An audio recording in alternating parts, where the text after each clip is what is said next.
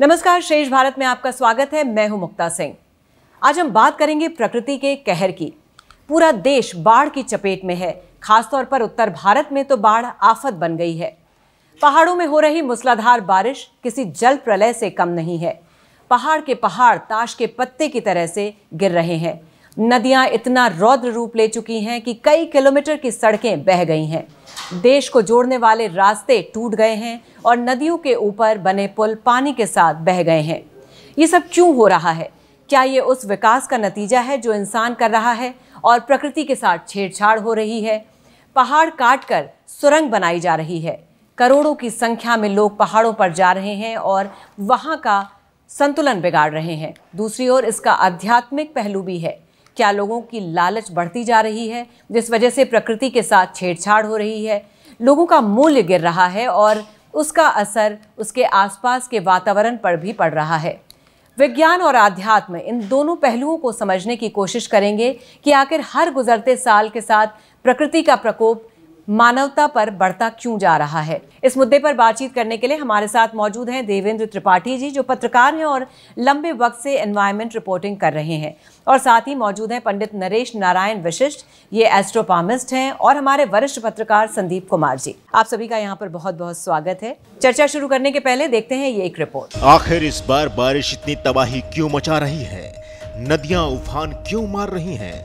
और दिल्ली जैसे शहर में बाढ़ आने की असाधारण घटना क्यों हो रही है? उत्तराखंड हो, हिमाचल प्रदेश हो या फिर दिल्ली या दूसरे राज्य, हर जगह पानी पानी पानी और नदियों की धार ऐसी कि उसने लोगों के दिल में डर पैदा कर दिया है। आखिर क्यों हो रही है इतनी बारिश? क्यों नदियों में इतना पानी आ रहा है? या फिर उत्तराखंड और हिमाचल प्रदेश में क्यों ऐसी जगहों पर भी लैंडस्लाइड हो रहे हैं जहां पहले कभी ये घटनाएं नहीं हुए हैं? सबसे पहले बात करेंगे मूसलाधार बारिश की। इस बार क्यों हो रही है इतनी बारिश? दो हवाओं के टकराने से हो रही बारिश। द स्कार में छपी खबर के मुताबिक जलवायु परिवर्तन ने पारंपरिक मानसून पैटर्न को खत्म कर दिया गया है, जिससे तापमान, हवा की नमी और हवा के पैटर्न में बदलाव आया है। उत्तर भारत में हो रही भारी बारिश के बीच मची तबाही का जिम्मेदार हवाएं हैं। पहला मानसूनी हवाओं और दूसरा पश्चिमी विक्षोभ में होने वाला बदलाव। केदारनाथ में साल 2013 में आई आपदा का कारण भी इसी को बताया गया। एक्सपर्ट ने लगातार क्लाइमेट चेंज और धरती के गर्म होने की चेतावनी दी है। इसकी वजह से दुनिया भर में तय सीमा से अधिक बारिश और बाढ़ की हालात बन सकते हैं। द स्कार के खबर के मुताबिक हवाओं में हो रहे बदलाव ने पारंपरिक मानसून पैटर्न खत्म हो गया है।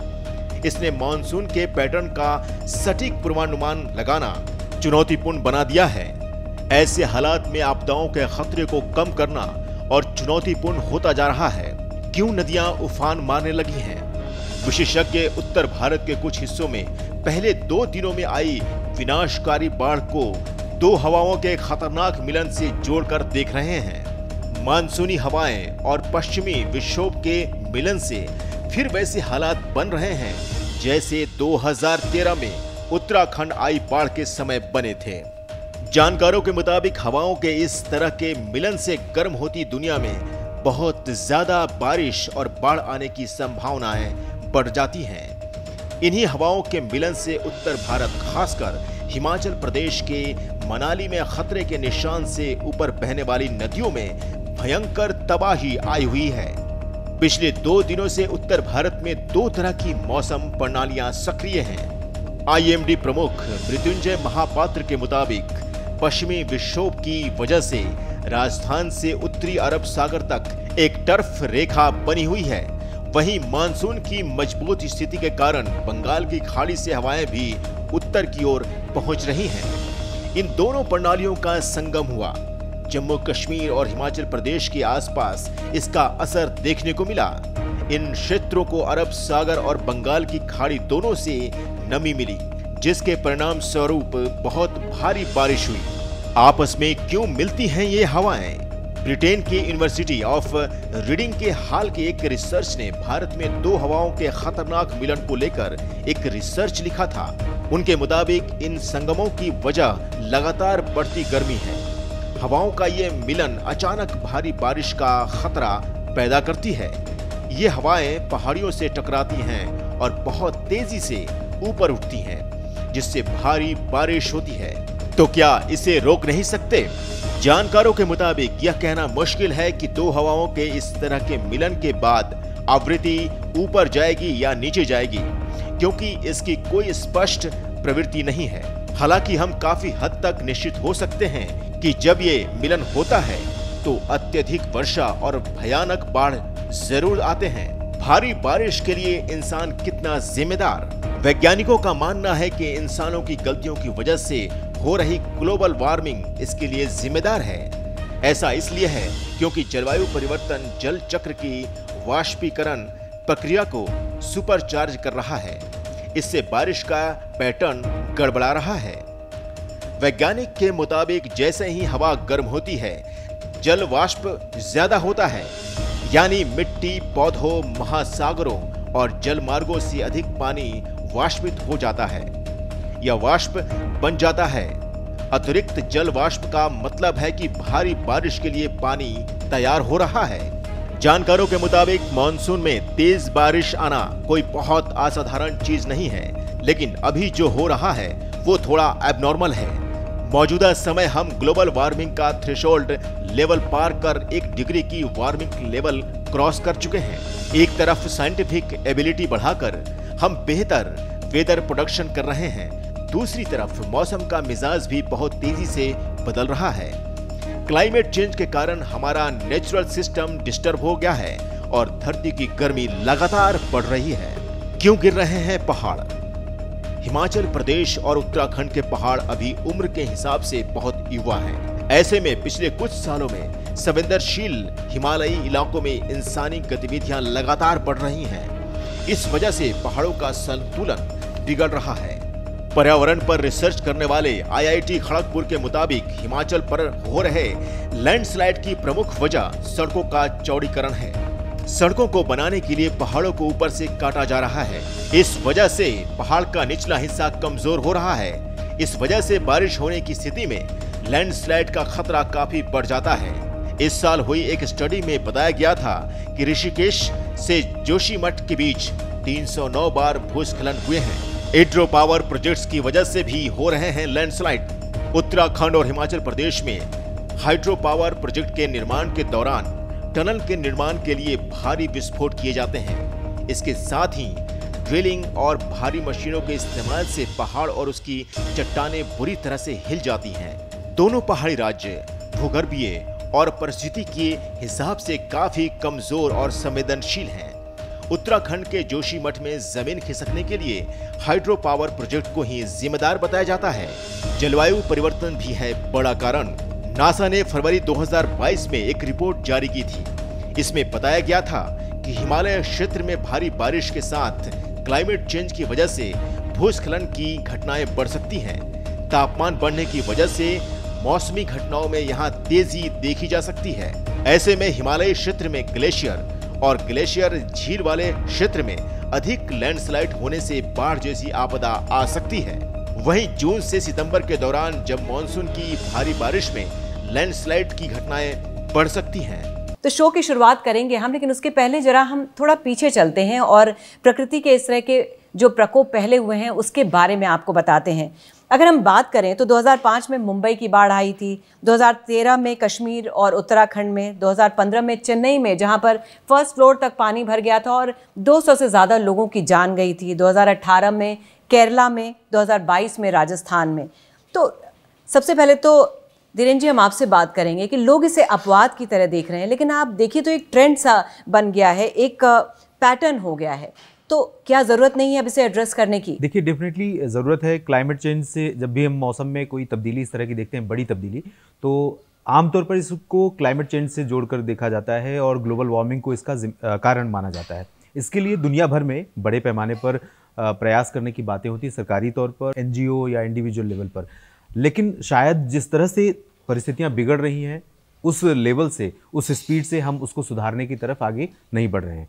और यही वजह है कि आप मॉनसून का पैटर्न देख लें। मॉनसून सीजन में भारत में मॉनसून के अलावा साइक्लोन कई बार आपदा बनकर आता है बंगाल की खाड़ी में और अरब सागर में, और उस दौरान भी सैकड़ों लोगों की जाने जाने का खतरा रहता है और बड़े पैमाने पर संपत्तियों के नुकसान का खतरा रहता है। लेकिन ये अलग बात है कि हमने काफ़ी हद तक साइक्लोन को ट्रैक करना शुरू कर दिया है। साइक्लोन बनने के बाद या बनने से पहले हम अपनी तैयारियां शुरू कर देते हैं, लोगों को सुरक्षित जगहों पर पहुंचा दिया जाता है और रेस्क्यू टीमें तैनात कर दी जाती हैं। लेकिन इसके अलावा मॉनसून एक सस्टेन्ड कह सकते हैं कि वेदर पैटर्न है जो लंबे समय तक मौसम बारिश का कारण रहता है, जिसकी वजह से 1 जून से लेकर 30 सितंबर के बीच में।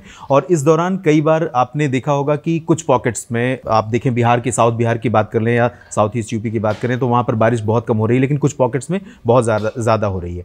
तो पहले क्या था कि मानसून, आज से अगर हम 20 साल पहले के रिकॉर्ड उठाकर देखें तो मानसून थोड़ा सा इक्वली डिस्ट्रीब्यूट करता था बारिश को। अब वो डिस्ट्रीब्यूशन थोड़ा सा बिगड़ा है, वो बैलेंस खराब हुआ है। तो इसके लिए कहीं ना कहीं क्लाइमेट चेंज, ग्लोबल वार्मिंग जिम्मेदार है, जो पहला सवाल या शुरुआत जिससे आपने की। लेकिन जिस स्पीड से उसे हमें एड्रेस करने के लिए अपने काम करने हैं, उस स्पीड से हम उसको नहीं कर पा रहे हैं संभवतः। जैसे आपने बोला कि अब तो टेक्नोलॉजी इतनी इवॉल्व हो गई कि हम प्रेडिक्शंस भी कर लेते हैं कि ये होने वाला है, तो फिर हम उस तरह के प्रोविजंस क्यों नहीं बनाते हैं? प्रोविजंस देखिए, जैसा कि हम इस समय भी देख रहे हैं, उत्तराखंड और हिमाचल प्रदेश में अनुमान था, रेड अलर्ट था बहुत पहले से, लगभग 7 या 8 जुलाई से मुझे याद है, या 6 जुलाई के पहले ही अलर्ट आ गया था कि और सिचुएशन बन गई थी कि उत्तराखंड और हिमाचल और इससे सटे जो हरियाणा के क्षेत्र हैं, पंचकुला और आसपास के रीजन, यहाँ पर बहुत भारी बारिश होने की संभावना है। और ऐसे में क्या किया जाता है कि जितना हो सके लोगों से कम बाहर निकलने के लिए कहा जाता है। लेकिन उसके बाद भी आपने देखा कि सैकड़ों की तादाद में गाड़ियाँ सड़कों पर नजर आई, लोग नजर आए। तो सरकार या सरकारी मशीनरी को जो सिस्टम है, वो उनको अपने सिस्टम को आगे बढ़ाना है, काम करना है, बहुत तत्परता दिखानी है, लेकिन लोगों की सहभागिता बहुत ज़रूरी है। जब तक इसमें लोग इस सिस्टम में इन्वॉल्व नहीं होंगे और कदम ताल नहीं करेंगे, तब तक ये ऐसी आपदाएं और उसका शिकार हम होते रहेंगे। बिल्कुल, आपने ये बात बहुत ही अच्छी और बिल्कुल सही बात कही। लेकिन अगर आप देखिए, कहीं पहाड़ दरक रहे हैं, कहीं चट्टानें खिसक रही हैं, कहीं नदियाँ उफान पर हैं, तो can we call it climate emergency? Definitely climate emergency है। और वैसे अगर मॉनसून का रिकॉर्ड देखें आप पिछले 100 सालों का, तो ऐसा नहीं है कि दिल्ली में कभी 150 मिलीमीटर बारिश नहीं हुई है। दिल्ली में हाईएस्ट रेनफॉल का रिकॉर्ड जो रिकॉर्डेड है इतिहास में, वो 266 मिलीमीटर का है, 1953 में लगभग रिकॉर्ड की गई थी। तो ऐसा नहीं कि मॉनसून पहले रौद्र रूप नहीं दिखाता था। और मॉनसून रौद्र रूप क्यों दिखाता है, उसके पीछे वजह है कि एक्सिस ऑफ मॉनसून ट्रफ बनती है कई बार फुटहिल्स ऑफ हिमालयाज में, पंजाब या राजस्थान के उत्तरी भागों से लेकर अरुणाचल या फिर बंगाल की खाड़ी के बीच में। और कई कारण होते हैं, अन्य फैक्टर होते हैं। WD आया था, वेस्टर्न डिस्टर्बेंस था, अरब सागर से मॉइस्चर आ रहा था, बंगाल की खाड़ी से, तो 3 तरफ से मॉइस्चर आ रहा था और ये सिचुएशन बनती है। ऐसा नहीं है कि पहले नहीं होता था, ऐसी बारिश नहीं होती थी। लेकिन अभी बदलाव क्या है कि उससे मुकाबला करने के लिए हमारा सिस्टम तैयार नहीं है। बिल्कुल। तो आपने दिल्ली की बात की, तो हम बात करते हैं अपने वरिष्ठ पत्रकार संदीप कुमार जी से। संदीप जी, आपने अपनी पत्रकारिता यहीं से शुरू की और आप इतने सालों से देखते चले आ रहे हैं। आज जो दिल्ली की दुर्गति हो रही है, इसका क्या कारण है? क्या इंफ्रास्ट्रक्चरल प्रॉब्लम है या रखरखाव की दिक्कत है? देखिए, ये जो स्थिति हुई है, अगर आप देखो तो पानी हमेशा से जो रिवर बेड एरिया है, जो लो एरिया है, वहाँ पे पानी जमा होता था। लेकिन इस तरह से रिंग रोड पे पानी आना और मोहल्लों में पानी चले जाना, ITO के और के आसपास तो समझ में आती थी चीज़ें, लेकिन जिस तरह से ये पूरी तरह फैला है, ये साफ तौर पे इंफ्रास्ट्रक्चर की दिक्कत है। और आप कह सकते हो कि इसकी पूरी तैयारी न तो दिल्ली सरकार ने की थी और न ही MCD ने। पहले इन लोगों का आपस में राजनीतिक कॉन्फ्लिक्ट चलता था कि मेरे पास सरकार है, MCD काम नहीं कर रहे। अब हालत यह है कि आम आदमी पार्टी के पास दिल्ली की सरकार भी है और MCD भी है। सवाल ये उठता है कि आखिर ये स्थिति हुई क्यों? सबसे बड़ी बात यह है, साफ तौर पे ये अभी LGB दिल्ली के जो हैं उन्होंने दौरा किया और साफ तौर पे उन्होंने कहा कि डिसिल्ट नहीं किया गया, नालों को डिसिल्ट नहीं किया गया। तो नाले दिल्ली गवर्नमेंट के पास भी हैं और MCD के पास भी हैं। नाले जब साफ़ नहीं होंगे तो पानी सड़कों पे आएगा, मोहल्लों में आएगा। दूसरी एक बड़ी बात यह है कि पिछले जो हम लोगों ने इतने साल से यहाँ पे जर्नलिज्म किया, जब भी हथनी कुंड बैराज हरियाणा के आगे से पानी छोड़ा जाता था, तो ये कहते थे फ्लड कंट्रोल डिपार्टमेंट के लोग कि 48 घंटे उससे ज़्यादा के टाइम में वो पानी यहाँ से आ जाएगा, तब तक प्रिपरेशन यहाँ पे हो जाता था। इस बार ये पहली बार ऐसा, शायद मेरी जानकारी जो है उसके हिसाब से, कि ये पानी बहुत तेज फोर्स से आया है और ये 48 घंटे से कम समय में ही आया है ये पानी। वजह इसकी साफ तौर पे यह है कि आपने जमुना को डिसिल्ट नहीं किया, जमुना की भी सफाई की जानी चाहिए। जो जमुना पहले इतनी थी चौड़ी थी, उसके रिवर बेड पे आपने अनऑथराइज कंस्ट्रक्शन कर दिए, तो जो फ्लो था वो जो फैल के यमुना को बहना था वो कंसोलिडेट हो गई और उस वजह से फोर्स तेजी से आया और दिल्ली में वो पहुंच गया। हालत ये हो गई है कि जो 3 वाटर ट्रीटमेंट प्लांट हैं दिल्ली गवर्नमेंट के, उसमें पानी घुस गया, उसको शट डाउन कर दिया गया है। तो ये सब इंफ्रास्ट्रक्चरल प्रॉब्लम ही आप कह सकते हो। तो आपको नहीं लगता कि हम इस बारे में बात ज़्यादा करते हैं लेकिन जब काम करने की बारी आती है तो दोषारोपण में ज़्यादा रह जाते हैं? जैसे आपने बोला दिल्ली सरकार, अगर अभी पुलिस की कोई बात होगी तो दिल्ली सरकार या कोई भी सबसे पहले ये बात कहता है कि क्योंकि ये सेंट्रल गवर्नमेंट के अधीन है इसलिए ये इनकी गलती, इसलिए हम कुछ नहीं कर सकते हैं। तो क्या अब इसकी जिम्मेदारी दिल्ली सरकार को लेनी चाहिए? दिल्ली सरकार और आम आदमी पार्टी न सिर्फ दिल्ली सरकार में है, जब बल्कि लोकल जो एजेंसी है उसमें भी एमसीडी में दिल्ली की आम आदमी पार्टी ही है, वहाँ पे राज कर रही है। तो ये एक इन लोगों को ज्वाइंट एफर्ट करके, और इसकी तैयारी ऐसा नहीं है कि बारिश अचानक से आ गई है, बारिश आती है, कम बारिश ज़्यादा बारिश, ये डिपेंड करता है वेदर कैसा है, लेकिन प्रिपरेशन हमेशा आदमी वर्स्ट सोच के करता है और वो प्रिपरेशन में कहीं ना कहीं सरकार और एमसीडी की चूक हुई है। चलिए, तो ये तो हुई साइंस और लॉजिक की बात। हमारे साथ मौजूद है पंडित नरेश नारायण जी भी, हम उनसे भी जरा पूछते हैं कि आखिर ये क्यों हो रहा है। पंडित जी, सावन का महीना है, प्यार मोहब्बत, झूले मेले और बारिश की फुहारों की बात होती है, ये जो प्रलयकारी माहौल हो गया है, क्या कारण है इसका? क्यों ये इस तरह का माहौल बन रहा है? कौन से ग्रह गोचर हैं जो इस तरह के चीज़ें क्रिएट कर रहे हैं? 3 महीने पहले जब संवत्सर स्टार्ट हुआ हमारा अप्रैल में, तो उस वक्त डिस्कस हुआ था कि पिंगल नाम का संवत्सर है और नवरात्रे शुरू हो रहे हैं और देवी नाव पर बैठ कर आई है, मतलब कहीं आना जाना होगा तो नाव से ही होगा, तो वो एक इंडिकेशन था कि पानी की बहुतायत होगी। और मघेश बृहस्पति था, बृहस्पति मघेश कहते हैं राजा के मेघों के राजा को, तो बृहस्पति मघेश और मीन राशि के अंदर आ गया, मीन राशि से मेष के अंदर आ रहा था तो मघेश हो गया था, तो वो वर्षा की अति होनी थी। लेकिन ये पीरियड ज़्यादा नहीं है, इस पीरियड को हम लोग 27 अप्रैल से 27 अक्टूबर के बीच में फ्लैक्चुएशंस का मानते हैं। आया तो ऐसा आया भरी बाढ़ की तरह, गया तो ऐसा गया नदियाँ सुखा गया, तो वो चीज़ लागू होनी है। अभी इसका पीरियड ये फ्लैक्चुएशंस में है, परमानेंट नहीं है ये, लेकिन हम लोग प्रकृति से छेड़छाड़ करेंगे उसका खामियाजा तो हमें भुगतना पड़ेगा। तो पंडित जी, जैसा आपने बोला कि 1978 में भी ऐसे ही हालात बने थे और 45 साल बाद फिर से ये स्थिति बनी है, तो क्या ग्रह गोचर क्या सिमिलर थे? पिंगल नामक संवत्सर था और देवी नाव पर आई थी, तो एक कोइंसिडेंट है, लेकिन ये ज़्यादा नहीं है। लेकिन जिन क्षेत्रों में वर्षा होती थी वहाँ तो आज भी हो रही है, जिन क्षेत्रों में नहीं होती थी वहाँ हो रही है, ये दिक्कत है। तो हमारा कुछ सिस्टम दोष है, कुछ प्रकृति अपना काम कर रही है। Dhirendra ji, on a scale of 1 to 10 Bharat कहाँ खड़ा होता है एक्शनेबल एनवायरनमेंट प्रोटेक्शन के टर्म्स में? पिछले कुछ वर्षों का इतिहास साइक्लोन का ही अगर हम देखें तो साइक्लोन के मामले में भारत ने बहुत अच्छा रिकॉर्ड बनाया है और मेट डिपार्टमेंट ने बहुत अच्छा काम किया है। Even WMA world meteorological organization जो है वो भारत की मेट डिपार्टमेंट को अच्छी रैंकिंग देता है। और भारत न सिर्फ अपने देश के लिए बल्कि जो हिंद महासागर का क्षेत्र है, इंडियन ओशन रीजन है जिसमें 7-8 देश और आते हैं आसपास के, उन सभी के लिए भी कई बार बहुत अच्छी वार्निंग देता है, अलर्ट करता है लोगों को। तो इसमें भारत की रैंकिंग पहले के मुकाबले इसमें काफ़ी इम्प्रूवमेंट हुआ है निश्चित तौर पर। लेकिन जैसा कि पंडित जी ने भी कहा और सर ने कहा, संजीव जी ने, जो हमारी डेवलपमेंट की जो नीतियां हैं वो थोड़ा जिम्मेदार हैं और इस तरह की आपदाएं आएंगी उसके लिए हमारी तैयारी को लेकर के जो लैगिंग है, जो हम कमज़ोर हैं या कह सकते हैं कि अच्छी प्लानिंग नहीं है, वो काफ़ी हद तक जिम्मेदार हैं। तो कहीं ना कहीं हम बोलेंगे कि हमारा जो कॉर्पोरेट इंडिया भी है वो इसकी सीरियसनेस को समझ नहीं रहा है। और आपने बोला जिस तरह से कंस्ट्रक्शन हो रहे हैं, जो डेवलपमेंट हो रहे हैं, तो ये माइंडलेस एक्सप्लॉयटेशन हो रहा है एनवायरनमेंट का। तो I think it's time to act now. Definitely. अब दिल्ली के पोल्यूशन को उसको जोड़ करके देखिए कि दिल्ली में पोल्यूशन अक्टूबर से बढ़ना शुरू होता है और फरवरी तक दिल्ली में प्रदूषण बहुत बुरा रहता है और कई बार दिल्ली दुनिया भर में सुर्खियों में रहता है सिर्फ इसलिए कि पोल्यूशन यहाँ पर रहता है। और अमेरिका तक को अपने नागरिकों को एडवाइजरी इशू करनी पड़ती है कि आप ना जाएं वहाँ पर, क्योंकि दिल्ली गैस चैम्बर में तब्दील हो गई है। सुप्रीम कोर्ट को संज्ञान लेना पड़ता है।